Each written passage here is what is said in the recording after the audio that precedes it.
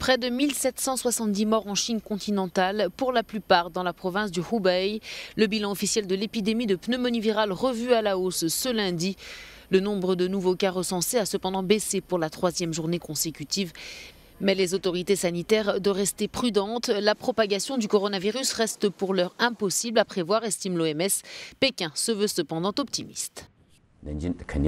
Nous parviendrons sûrement à contrôler l'épidémie. Le nombre de cas suspects a été intégré au chiffre des cas confirmés.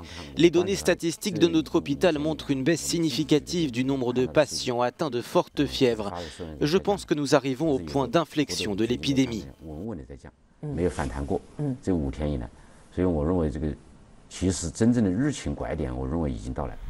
En France, la période de quarantaine pour un deuxième groupe de rapatriés de Wuhan a pris fin. La France, premier pays européen, a enregistré un mort du Covid-19. Un touriste chinois est décédé vendredi. Les 122 ressortissants allemands placés en quarantaine début février en Allemagne sont eux aussi sortis de l'isolement dimanche, tout comme les 8 Belges rapatriés de Chine il y a 2 semaines. Placés en quarantaine dans un hôpital militaire, ils ont pu quitter l'établissement et sont tous en bonne santé. Les multiples tests effectués pour vérifier s'ils avaient été contaminés par le coronavirus se sont tous révélés négatifs. Ils se portent très bien. Nous avons fait 6 tests au cours des 2 dernières semaines et ils étaient tous négatifs. Cela signifie qu'ils peuvent effectivement quitter l'hôpital en toute sécurité.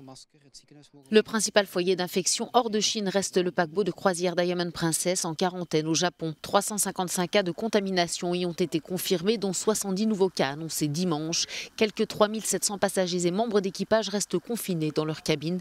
Les ressortissants américains se trouvant à bord ont commencé à être évacués. Au moins 40 d'entre eux ont été infectés par le coronavirus. Ils vont être traités dans des hôpitaux japonais.